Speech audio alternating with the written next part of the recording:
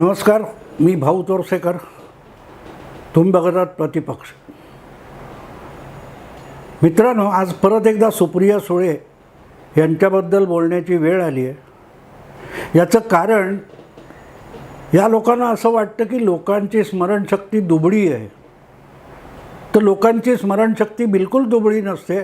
लोकांच्या सगळ्या आठवणीत राहतं.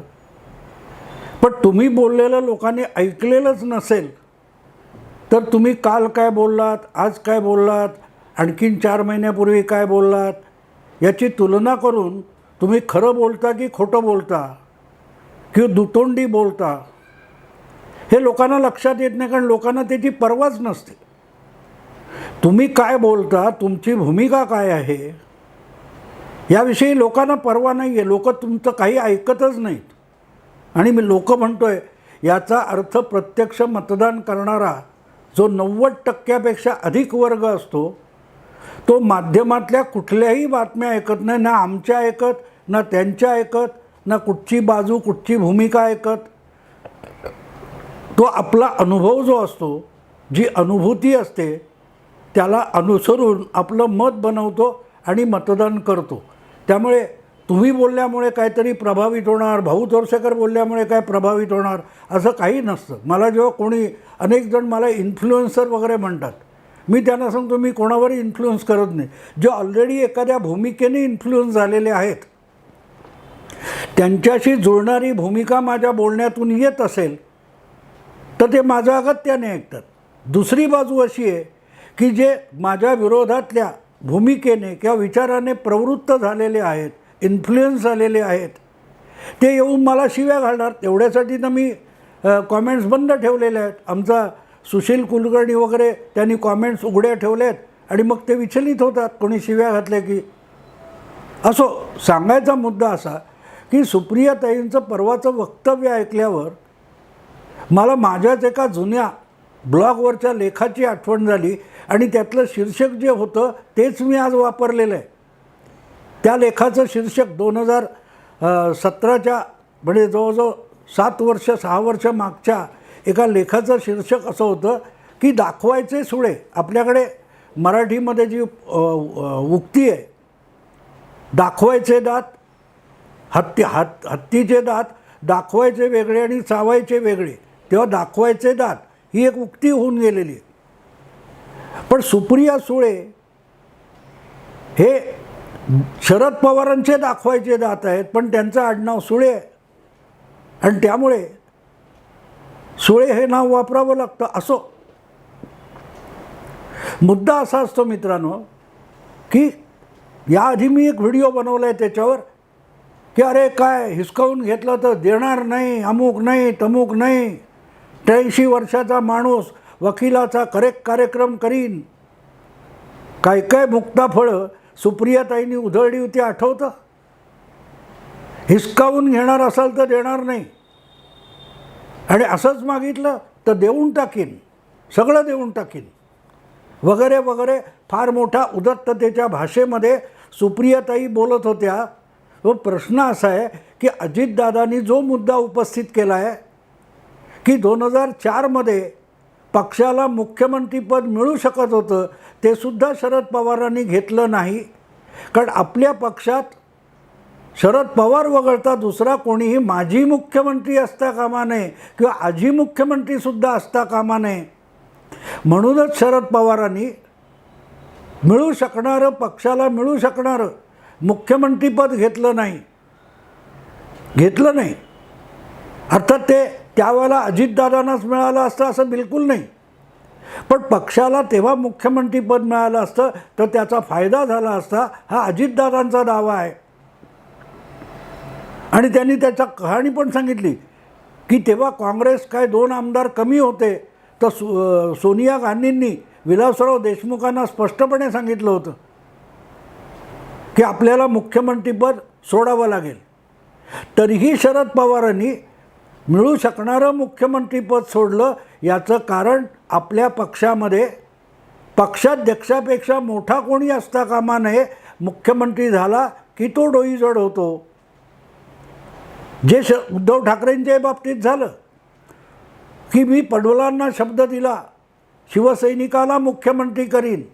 पण जेव्हा खरोखरच शिवसेनेला मुख्यमंत्रीपद महाविकास आघाडीच्या माध्यमातून मिळत होतं, तेव्हा कोणालाही पुढे न करता स्वतः पुढे झाले. त्याच्या आधी सतत एकनाथ शिंदे यांचंच मुख्यमंत्रीपदासाठी नाव चालू होतं. पण उद्धव ठाकरेंना मुख्यमंत्री हा आपल्यापेक्षा डोईजड होईल, मग तो एकनाथ शिंदे असो किंवा आणखीन सुनील प्रभू असोत, दुसरा कोणीही मुख्यमंत्री नको होता. याचं कारण आपल्यापेक्षा तो अधिक सत्ता हाती असलेला आहे, देऊ शकणारा आहे. नेमकी तीच गोष्ट शरद पवारांची सुद्धा आहे. उद्धव ठाकरे आणि शरद पवार यांची तुलना इथे होऊ शकते. एकदाच शरद पवारांनी आपल्या विश्वासू माणसाला मुख्यमंत्री केलं, ज्याचं नाव सुधाकरराव नाईक होतं. त्याला आता जवळजवळ काय म्हणाल 30 वर्ष होऊन गेली.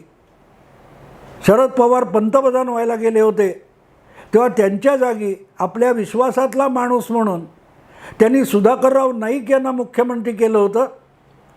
पण त्याला काम करू दिलेलं नव्हतं. दिल्लीत बसून शरद पवार सातत्याने महाराष्ट्राच्या कारभारामध्ये आणि एकेका फाईलमध्ये इतकं नाक खुपसत होते की शेवटी सुधाकरराव नाईकसुद्धा शरद पवारांच्या विरोधात गेले आणि शरद पवारांना त्यांनी काय ते विरारचे ठाकूर हितेंद्र ठाकूर आणि उल्हासनगरचे पप्पू कलानी, ज्यांना त्या काळात टाळा लागला होता, ते शरद पवारांचे बगलबच्चे आहेत म्हणून शरद पवारांना सुद्धा टाळा वगैरे लावण्याची मागणी सुधाकरराव नाईकांनी केली होती.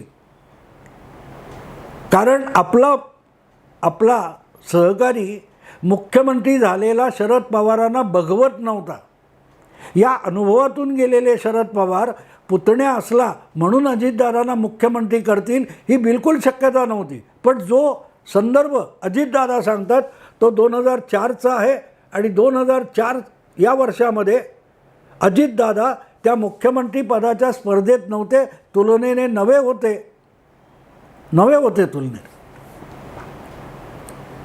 हे मी एवढं सगळं एवढ्यासाठी सांगतोय की अरे मागितलं तर असंच दिलं असं ज्या उदात्ततेचा भाव सुप्रियाताई दाखवतात, ते दाखवायचे सुळे आहेत, चावायचे दात नाहीत. चावायचे दात शरद पवार दाखवतात. नेमकं नको तिथे चावतात आणि मग कॅं कॅं करत रडायची पाळी ज्याला जखमा झाल्या त्याच्यावर येते. आणि गोलमाल बोलायच्या वेळेला सुप्रियाताईंना पुढे केलं जातं आणि सुप्रियाताई मोठ्या उदात्ततेने म्हणतात, अरे मागितलं असतं तर असंच दिलं असतं, पण हिसकावून घ्यायला जाल तर देणार नाही. सुप्रियाताई बाकीच्यांचं सोडा हो, आपल्या पिताश्रींचं तरी ऐका. फक्त आईच्या संस्कारात राहू नका, पित्याच्या पण संसारात या. महाबळेश्वरला राष्ट्रवादी युवक काँग्रेसच्या शिबिरामध्ये शरद पवार यांनी काय सांगितलं होतं? आम्ही जुने लोक जागा सोडत नसतो, खुर्ची पदं सोडत नसतो, आम्हाला हुसकावून लावून तुम्हाला पदं आणि खुर्च्या काबीज कराव्या लागतील हे मार्गदर्शन खुद्द शरद पवारांनी केलं होतं. आणि तो मागे महबूब शेख टाळ्या वाजवत उभा होता. आणि आज तुम्ही काय म्हणतात, मागितलं तर असंच देऊ. वा, पित्याचे संस्कार घ्या. मागितलं तर काय, नुसती इच्छा व्यक्त केली तरी परमनंटली संपवून टाकू, हे पित्याचे संस्कार आहेत. आणि त्यालाच कंटाळून त्यावेळेला सुधाकरराव नाईक यांनी थेट शरद पवारांच्या विरोधात भूमिका घेतली होती. पवारांना गुन्हेगार ठरवण्यापर्यंत मजल मारली होती. जेव्हा शरद पवार केंद्रात संरक्षण मंत्री होते आणि संरक्षण दलाच्या विमानातून दाऊदचे 2 शार्प शूटर मुंबईपर्यंत आणलं, हे शरद पवारांवर चिकटलेलं एक कलंक आहे. तो असो, मुद्दा असा की ज्या सुप्रियाताई मागितलं तर असंच दिलं असतं इतका उदात्तपणा दाखवतात, ते आजपर्यंत दिलं काय हे तरी बोला. आजपर्यंत दिलं काय? आणि उठसूट अजितदादांच्या गटाला अपात्र ठरवून, आमदार अपात्र ठरवून सरकार पडण्याच्या हालचाली करायच्या, डावपेच खेळायचे आणि परत म्हणायचं काय, तर दादा मुख्यमंत्री झाला तर सगळ्यात पहिला हार मीच घालीन आणि तो माझा अधिकार आहे, तो कोणी घेऊ शकत नाही, सगळे अधिकार सुप्रियाताईंकडे आहेत. अजितदादांना भाजपने मुख्यमंत्री केलं तरी पहिला हार घालायचा हक्क कोणाला, सुप्रियाताईंना. अजितदादांना मुख्यमंत्री होऊ द्यायचं नाही हा अधिकार कोणाला, सुप्रियाताईंना. अजितदादांना पक्षात मोठं होऊ द्यायचं की नाही हा अधिकार कोणाला, सुप्रियाताईंना. सगळे अधिकार आपण बळकावून बसायचे आणि उदात्तपणे म्हणायचं मागितलं तर असंच दिलं असतं. याला मित्रांनो दाखवायचे सुळे आणि चावायचे दात म्हणतात. सतत हसत हसत हसत बोलायचं. त्या हसण्यातून अंतर्यामीच्या यातना वेदना लपत नाहीत सुप्रियाताई, लपत नाहीत. असंच देणं शक्य असतं तर कधीच अजितदादा मुख्यमंत्री झाले असते. 2008 नंतर अजितदादा उपमुख्यमंत्री झाले, त्यासाठी भुजबळांना पाय उतार व्हावं लागलं होतं. ते सुखासुखी तुमच्या पित्यांनी आपल्या पुतण्याला दिलेलं उपमुख्यमंत्रीपद नव्हतं. त्यासाठी सुद्धा पक्षांतर्गत पातळीवर आमदारांची मोर्चेबंदी अजितदादांना करावी लागली होती. सांगायचा हेतू एवढा की उगाच देखावे किती कराल, तुमचे बुरखे फाटत चाललेत आणि लोकांना विस्मरण फार लवकर होत असेल असं वाटत असेल तर लोकांनी तुमचं ऐकलेलंच नसतं. पण तुमचा जो दुटप्पीपणा आहे तो लोकांसमोर आणण्याचं कर्तव्य म्हणून आम्ही काम करत असतो. कालपर्यंत तुम्ही पक्षात फूटच पडलेली नाही. अरे गेला बाजार अजितदादांनी स्वतः जे अध्यक्षपद पक्षाचा प्रमुख म्हणून घेतलेलं आहे ते देण्याचं औदार्य का नाही दाखवलं. तुमच्या पिताश्रींनी त्या चव्हाण सेंटरमध्ये इतकं निवृत्तीचं नाटक केलं आणि 3 दिवसांनी परत येऊन त्याच अध्यक्षपदावर बसले आणि बदल्यात काय केलं तर कन्येला कार्याध्यक्ष केलं. असंच देणारी जी वृत्ती असते ना ती अशी नसते सुप्रियाताई. मी परवाच्या व्हिडिओत उल्लेख केला. अरे साधी ती सक्षणा सलगर राहुल गांधींच्या मागे उभं राहून फोटो काढत होती, तिची ती संधी तुम्ही न दिलेली सुद्धा तुम्ही हिसकावून घेतलीत आणि आता सांगतात अजितदादा मुख्यमंत्री झाला तर हार घालायचा पहिला अधिकार मला आहे. अरे वा, तो अधिकार तुम्हाला दिला कोणी. मुद्दा असा आहे की आम्ही दादाला मुख्यमंत्री होऊ देणार नाही. आम्ही अजितदादाला मुख्यमंत्री होऊच दिला नाही. होण्याची शक्यता दिसली तिथे अजितदादाचं खच्चीकरण केलं. पण दुसरा कोणी करणार असेल तर तेव्हा अधिकार आमचा पहिला. याचं कारण कधीतरी 5 वर्षासाठी नजीकच्या काळात अजितदादांना भाजप मुख्यमंत्री करेल आणि 5 वर्षासाठी करेल असं देवेंद्र फडणवीस बोलले. त्याच्यावर सुप्रियाताई लगेच विश्वास ठेवतात. इतर वेळेला देवेंद्र फडणवीस यांच्यावर एका तसूभर केसभर सुद्धा यांचा विश्वास नसतो. पण अजितदादाला मुख्यमंत्री करतील देवेंद्र फडणवीस याच्यावर मात्र सुप्रियाताईंचा विश्वास आहे. म्हणून तो कल्पनेत कधीतरी मुख्यमंत्री आपला दादा होणार, त्याला हार घालायचा अधिकार हे आत्तापासून रिझर्व करत आहेत. काय मनोवृत्ती आहे बघा मित्रांनो. माझं आहे ते माझं, पण तुझं पण माझं, आणि कल्पनेत जरी तुझं असलं तरी ते सुद्धा माझं. म्हणजे आम्ही अजितदादाला मुख्यमंत्री करणार नाही, पण देवेंद्र फडणवीस किंवा भाजप यांनी जर उद्या अजितदादाला मुख्यमंत्री केला तर पहिला हार आम्ही घालणार. म्हणजे गंमत बघा, माणसांना हव्यास किती असतो मित्रांनो. जे वास्तवात आहे, जो राष्ट्रवादी पक्ष आहे तो आपल्या कब्जात राहावा म्हणून इतकी नाटकं केली की त्यातून पक्ष दुभंगला आणि सगळे मोठे नेते अमुक तमुक निघून गेले. त्याचा हव्यास सुटत नाहीच वास्तवातला. ही वस्तुस्थिती आहे. राष्ट्रवादी पक्ष एकत्र होता, शरद पवारांनी स्थापन केला, त्याच्यात मतभेद झाले, ही सगळी वस्तुस्थिती आहे. पण त्या वास्तवात देखील अजितदादा त्या चव्हाण सेंटरमध्ये काय म्हणाले होते, साहेबांना निवृत्त व्हायचं असेल तर त्यांच्या डोळ्यासमोर आणि त्यांच्या मार्गदर्शनाखाली पुढचं नेतृत्व उभं राहून दे, तर का नको रे तुम्हाला. म्हणून अजितदादांनी रडारड करणाऱ्यांना दमदाटी केली होती. काय मागत होते अजितदादा, प्रदेशाध्यक्ष व्हायला की राष्ट्रीय अध्यक्ष व्हायला? काही मागितलं नव्हतं. ते म्हणत होते की शरद पवारांनी अध्यक्षपदाचा राजीनामा द्यावा, असाच द्यायचा. शरद पवारांनी असाच दिला होता, पण पाळला का? नाही पाळला. आणि मला आठवतं त्या सुधाकरराव नाईक वगैरे प्रकरणात खैरनारांनी वगैरे बरेच आरोप केले होते, इतक्या प्रॉपर्टीज मालमत्ता पवारांच्या आहेत. तेव्हा पवारसाहेबांनी सांगितलं होतं, आणा तुम्हाला त्यातल्या अर्ध्या देऊन टाकतो. म्हणजे ज्या नाही आहेत, ज्या मालमत्ता आपल्या नाहीच आहेत, असा शरद पवारांचा दावा होता. आणि गोरा खैरनारांचा आरोप होता, त्याची खात्री असेल की त्या मालमत्ता आपल्याकडे नाहीच आहेत, तर त्यातल्या अर्ध्या कशाला सगळ्या देतो म्हणायचं. पण शरद पवार तसं बोलले नव्हते. तेव्हा ते म्हणाले होते, आणा स्टॅम्प पेपरवर अर्ध्या मालमत्ता तुम्हाला लिहून देतो. अरे अर्ध्या तरी कशाला ठेवता? नसतील तर नसलेल्यातले पण अर्ध्या पाहिजेत. पवार पिता आणि लेक किती हव्यास आहे यांना हे कळतं. त्यांना वास्तवातलं सगळं पाहिजेच असतं, पण कल्पनेतलं पण आपलं आहे असे दावे करतात. आणि म्हणून सुप्रियाताई आज जेव्हा म्हणतात की अजितदादाला भाजपने मुख्यमंत्री केला तर हार घालायचा अधिकार पहिला माझा असेल, तो मी कोणाला हिरावून घेऊ देणार नाही. अरे वाह. म्हणजे ऑलिम्पिकमध्ये अजितदादांना ते काय ते मेडल मिळेल, ते पण गळ्यात मी घालणार.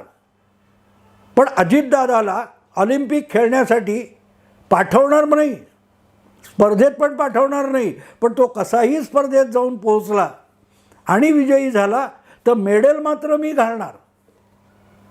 वा सुप्रियाताई, केवढं औदार्य आहे. हे तुझ्यासाठी खायला आणणार आणि मीच चट्टामट्टा करून टाकणार. दुसऱ्याने आणलं तर ते पण मीच चट्टामट्टा करून टाकणार. तुला फक्त नैवेद्य दाखवणार. दादाला भाऊबीजेत ओवाळणं वेगळं असतं आणि इथे फक्त ओवाळणी दाखवून सगळं हिसकावून घेणं वेगळं असतं. याचं आपला स्वभावाचं प्रदर्शन सुप्रियाताईंनी फार अप्रतिम केलं आहे. ते समजून द्यायला माध्यमात कोणी पत्रकार उरले नाहीत. म्हणून आमच्यासारख्यांना दीड दमडीच्या यूट्यूबर्सना हे सांगावं लागतं की सुप्रियाताई म्हणाल्या त्यातला आशय काय, अर्थ काय, अमुक काय, तमुक काय. सुप्रियाताई सामान्य माणसाची स्मरणशक्ती इतकी दुबळी नाही. जी काय थोडीफार सामान्य माणसाची स्मरणशक्ती असते त्याचा गैरवापर होऊ नये, ती वाया जाऊ नये, नासाडी होऊ नये म्हणूनच तुमचं कुठलंही वक्तव्य सामान्य माणूस ऐकत नाही की मनावर घेत नाही. आठवणीत ठेवण्याचं दूरची गोष्ट आहे. म्हणून आम्हाला सगळ्या आठवणी एकत्र करून लोकांसमोर मांडाव्या लागतात, त्या तरी ऐकतील ही अपेक्षा असते. हव्यास किती असतो माणसाला, याला दाखवायचे सुळे. मी का म्हटलं, का म्हणतो मी की ते दाम लचक असतात हस्तिदंत, पण त्याचा चावायला उपयोग नसतो. चावायचे दात तोंडाच्या आत लपलेले असतात. सुप्रियाताई हे असं किती का करणार आहात आणि त्यातून काय निष्पन्न होणार आहे याचा विचार करा. तो तुम्ही करणार नाही याचीही मला खात्री आहे. त्यामुळे मिळेल त्याच्यावर अधिकार सांगत चला. पण तत्पूर्वी एक गोष्ट लक्षात घ्या, शक्य होईल तितकी आणखी 7 महिन्यानंतर जी लढत होणार आहे त्यामध्ये बारामती कशी वाचवता येईल ते बघा. कारण बारामतीत काय होऊ घातलं हे तुमच्यापेक्षा चंद्रकांत दादांनी सांगून टाकले. चंद्रकांत दादांचं वक्तव्य जे आहे पालक मंत्रीपद गेल्यानंतर ते गंभीरपणे समजून घ्या. हे असली वायफळ बडबड करण्यापेक्षा तिकडे जरा गंभीरपणे बघा. कारण असली वायफळ बडबड चॅनेलमध्ये फुगे उडवायला आणि अफवा सोडायला उपयोगी असेल, पण त्याचा जनमानसावर परिणाम होत नाही. निवडणुका, राजकारण, सत्तेचं राजकारण ही वास्तविक गोष्ट असते आणि वास्तविक गोष्ट जी असते त्यात कल्पनेच्या बुडबुड्यावर लटकून अवकाशात जाता येत नाही. तुम्ही समजून घ्या, पिताश्रींनाही समजावून सांगा, पिताश्रींनाही समजावून सांगा. कारण आता हळूहळू करत तुम्हालाच सोडून गेलेले लोक तुमच्या अब्रूची लक्तरं करतायत आणि वेशीवर टांगायला निघालेत. भुजबळ असोत, अजितदादा असोत, आणखीन कोण असोत, प्रफुल्ल पटेल बोलायला लागले तर नको तितका पचका होईल. तेव्हा दाखवायचे सुळे जरूर दाखवा, पण चावायचे दात कुठे आहेत ते पण लोकांना सांगा आणि मग घालायचे त्यांना हार घाला. आणि तुम्ही हार नाही घातलेत म्हणून अजितदादा जेव्हा मुख्यमंत्री होतील तेव्हा त्यांच्या मुख्यमंत्रीपदाची किंमत काडी मात्र कमी होणार नाही. असो मित्रांनो, आत्ता इथेच थांबतो. आवडलं लाईक करा, शेअर करा, सबस्क्राईब करा. नमस्कार.